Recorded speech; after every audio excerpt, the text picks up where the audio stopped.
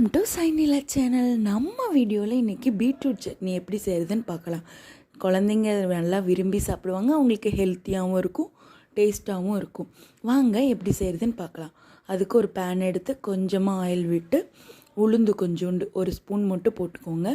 உளுந்து லைட்டாக colour மாறினோன்னு cut பண்ணி வச்சுருக்க பெரிய வெங்காயம், இது ஒரு சின்ன சைஸு பெரிய வெங்காயங்க கட் பண்ணி எடுத்திருக்கேன்.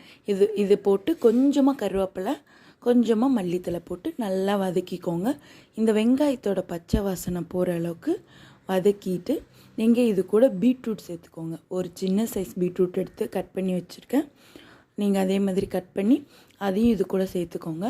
அதுவும் கொஞ்சம் பச்சை வாசனை எல்லாம் போகிற வரைக்கும் வதக்கிக்கோங்க. இது கூட நம்ம ஒரு சின்ன சைஸ் பாதி நான் வரமிளகா போடுறேன். நீங்கள் உங்கள் பேபிஸ்க்கு பச்சை மிளகா, நீங்கள் ஒரு கொஞ்சம் பெரிய ஒரு 2-3 வயசு பேபிஸ்னால் பச்சை மிளகா கூட நீங்கள் போட்டுக்கலாம். எனக்கு வரமிளகா போடுவேன், ஏன்னா பச்சை மிளகா என்னோடய ஒரு வயசு பாப்பாவுக்கு கொஞ்சம் காரமாக இருக்கும், அதனால் நான் வரமிளகா போடுறேன். அது ஒரு பாதி மட்டும் போட்டுக்கோங்க. போட்டு நல்லா வணக்கிக்கோங்க.